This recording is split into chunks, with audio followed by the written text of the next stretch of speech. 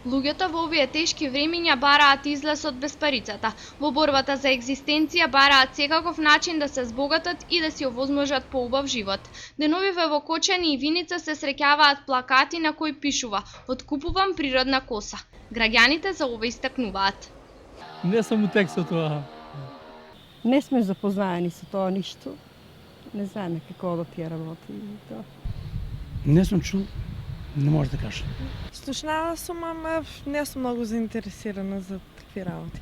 Јас со тоа не сум запознаена, меѓутоа дали е тоа дозволено законски? Младите тоа да го прават.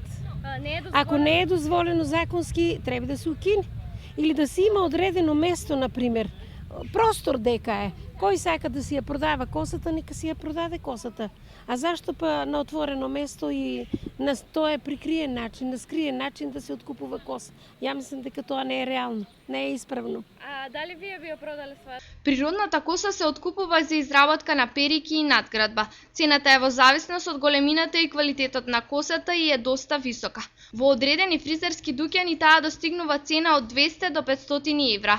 Граѓаните на Кочани на прашањето дали би ја продале својата коса ни одговорија: Не би ја продала.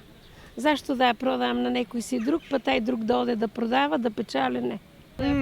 Не би сакала.